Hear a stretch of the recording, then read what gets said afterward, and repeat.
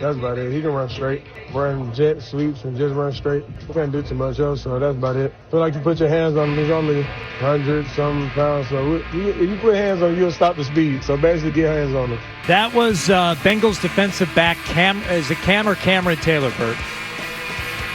Cam Taylor-Britt, you mean the Bengals DB that called out Xavier Worthy? So he's talking about Xavier Worthy because he was asked like, "Hey, you guys got the Chiefs next.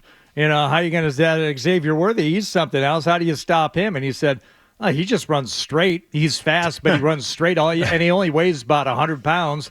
So you just get in his way, and that's no big deal." These Bengals, I don't know, for a team that is... They've always been like that. Remember when they were super dirty, when they had the real dirty fella on the... What was the... They were like the mean machine for a few years there. What was Yeah, go ahead. Name them. They had like Pac-Man and Vontez Perfect. Yeah, Perfect. Perfect. He just loved injuring Steelers. That's all he did. Antonio Brown. Bert, why do you have a towel around your neck? Oh, because I went for a run and it's super hot here. And it's... I mean, I can't tell you like how warm it was last night at that game. So, I have a towel around my neck because I'm sweating my you-know-what off after I went for a run before I your ass, your balls, your tuchus. What are you sweating? Everything. All right. Now that he's on Amazon, he can't say such words. I understand. Those aren't even 7 dirty words, Bert. You got to familiarize. You never know. I don't know the 7 dirty words. I gotta figure. I think you Google that. I think you. Yes. Well, yes. I believe it's available on Google. But isn't it funny that George Carlin, in a stand-up routine, actually invented the list that is used by the government essentially on what you can say over governmentally controlled frequencies. They said, you know what? That's a pretty good list. We're going to make that our own. Yeah, that sounds like words people shouldn't hear. Yeah. I did not know George Carlin was a lawmaker. Yeah, I mean, that's essentially what happened. Yeah. All right, so, we played the thing from Cincinnati. I heard a guy on ESPN say Burrow was done because we don't follow football closely enough. There has to be a million opinions after one game. What out of week one did you take seriously? We've already talked about the Patriots and their win, but the Jets looked terrible against San Francisco. Their defense looked bad. Cleveland's defense looked bad. Deshaun Watson. Deshaun Watson is so bad. Cincinnati looked bad. Like, what are you taking out of all of this? Number one, I think the Jets are going to be okay. And I think a big part of it is how familiar Kyle Shanahan is with Robert Saleh's defense. And Robert Saleh knowing that, and not wanting to throw the kitchen sink out there in week one. I think to some degree, like the Jets did hold back a little bit, and that happens in week one sometimes. And I think Rodgers, I don't know, guys. You talked to Saleh, baby. I think Rodgers. Hot dog. I got to conduit to my team's coach. All right, here we go. What does Saleh have to say? Go. I think Rodgers looked like himself. Don't you guys? I thought Rodgers looked good. And and so did everyone in New York. It's funny because people around here are saying he looked bad, but he didn't. No, he didn't. He had you know what? The most telling stat about that game is that Aaron Rodgers played 38 snaps. Exactly. He played 38 snaps. So where's that? Well, that's because they couldn't get off the field against the Niners run game. And so the Niners were able to shorten the game and keep the ball out of Rodgers' hands. And that was that. Like, I think Rodgers was totally fine. And I thought, like, on that first drive, was it the first drive where he hit Garrett Wilson like 3 times? I think it was the first 4 one, times right? in one drive. The first drive, Lazard dropped the third down pass. That's right. It was the third drive where they went down the field and scored because they fumbled. Oh, I know everything. Brees Hall fumbled on the second possession. Yeah. So it was the third possession they went down. So I think like you see the potential of what Garrett can be. They hope they can get Mike Williams back. Lazard actually had a really good offseason, so I think it was good for them to see that. I think the Jets are going to be fine, and their defense isn't going to be as bad as they looked against the Niners. The other two teams that I just sort of really was interested watching were the Chiefs and Texans, because in the case of the Chiefs, I think you saw glimpses of what they think they're going to be, but it's not there yet because Hollywood Brown's not out there and Xavier Worthy was playing in his first game. But they actually think they're going to be significantly better offensively than they have been the last couple of years. and they're going to be way better throwing the ball down the field. And so I think you started to see some signs of where the Chiefs are going on offense, and like how somehow they could be better than they've been the last couple of years. I love the way the Texans, they dealt with expectations all off season. And that Colts team, sort of viewed this as a measuring stick game where, they could kind of put their foot in the ground and show everybody that Houston's not going to roll to the AFC South title. And the Texans just kind of kept taking the Colts' best shot. And that throw at the end of the game that CJ Stroud made to Nico Collins on the sideline, I thought that was like a championship play. It was 3rd and 11. They decided to call that play in the first place. CJ makes the throw. It was a spectacular catch by Collins. So, I was really impressed with the way the Texans closed that game out. So the Texans and Chiefs really stood out to me. And then there are smaller things I think Justin Fields probably winds up becoming the Steelers quarterback, on a full-time basis at some point this year. And you saw some signs of how that's going to happen, in the opener. I don't know that I can remember a team looking more bleak than the Panthers looked in week 1. That was as bad as it gets. And could there be more change there? Could this be Bryce Young's last chance just in year 2 at being the quarterback there?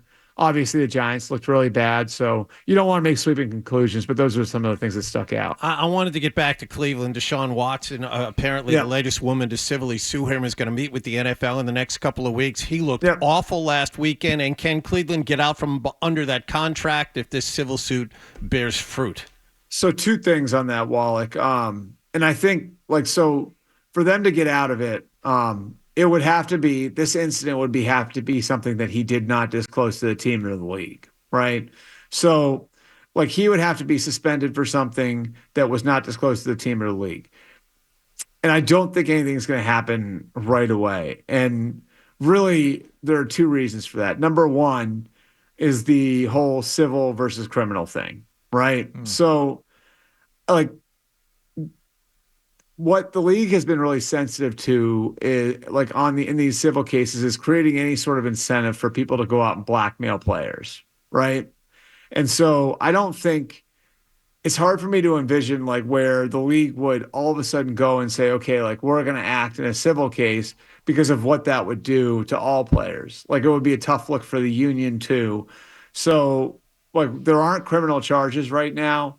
And the fact that this is just a civil case is as egregious as all the violations seem to be, that's a factor. And then I think there's also the element of time here, and that this probably isn't going to be adjudicated quickly, just based on the fact that, if we take Tony Busby and the accuser at face value, they already tried to settle it. So it's not they're going to snap their fingers and have a resolution now if they were already seeking one. So, I think that this is something that lingers out there in the background. And again, it's going to be hard for the Browns to get out of that contract unless this is something that just came out of nowhere and blindsided them, and Deshaun Watson didn't disclose to them. I'll tell you what, I'm getting a massage today, and I have the amount of stuff you have to sign now. Oh, yeah. Before you get it is I guess it's good. And that's very interesting, Bert, and smart. Lots of NFL problems in massage parlors the last few years. Well, listen, it's keeping guys out of the Hall of Fame. Wink. But it's interesting that you say that the league, that's smart. They don't want to encourage people to blackmail players, so they're not automatically just suspending guys at the first civil suit, because anyone could sue anyone. Anyone could sue anyone. Yeah. I mean, it's just the reality of it. And I think we all know, the sort of environment that pro athletes live in. It can certainly happen fast. Okay, so we had this amazing slate of Week 1 games, and viewership was up, and the ratings were staggering across the league. I'm looking at the slate for Week 2 right now. Knew a few of them off the top of my head. I'm like, oh, who else is playing? I'm having trouble finding the excitement, especially in the 1 o'clock matchups. I mean, the San Francisco Vikings game might be interesting, but I think you may have worked the best game of the week last night to get things started. For the rest of Week 2, there's... I don't know. I mean, I think Bengals Chiefs is good, right? Bengals Chiefs, certainly. That's the other game. What about the rematch of the NFC divisional round there in Detroit, Hardy? Tampa, Detroit. Not bad. I still have trouble getting excited about the Buccaneers, and They're the best offensive coordinator, new kid, right, Bert? Tampa coordinator right. on the rise. Liam Cohen. He's a Rhode Island native. Yeah, that's why I'm shouting him out. UMass. Props Local up to guy. Liam Cohen. Yeah. but the game's in Tampa, isn't it? Yeah, Loses it's some in Tampa. juice. No, Loses a little it's bit in of juice. Detroit. No, that's right. Detroit has like all their home games the first 8 games. They like. I'll tell you what, too. Like the Lions look so impressive. The way they beat the Rams at the end, like that drive, just running up the middle it was Shut up, like- shush. Bert is saying how impressive they are. Continue, Bert, at length. That's one thing I should point out. Like, as far as like conclusions from week 1, it looks like the Lions are like every bit of what they were last year. And I think what like is so impressive about what Dan Campbell and Brad Holmes have built there is they told you exactly what type of team they were going to have. And it's 100% happened. And I can't think of too many cases like that where you have like a new regime come in and basically lay out like a blueprint, and that blueprint comes together exactly the way you'd want it to. And I think that like that last drive against the Rams is a vivid illustration of it. Like how good they are on the offensive line. Their defensive line's getting better with Levi at defensive tackle and Hutchinson at end. I have a hard time seeing a scenario where the Lions aren't back in the NFC title game. Yes, I agree. All right, Bert Breer, safe travels. You okay? I really got Hardy, all right? Oh, man. Enjoy. He's doing his Felger imitation where Felger has orgasms over what's happening in football. If you like that clip, and how could you not? Check out more videos from Toucher and Hardy here. Point slightly up and to the left. For more Patriots analysis and opinion, hit this playlist. Point slightly down and to the left. And for the latest from the Sports Hub, download at 985thesportshub.com.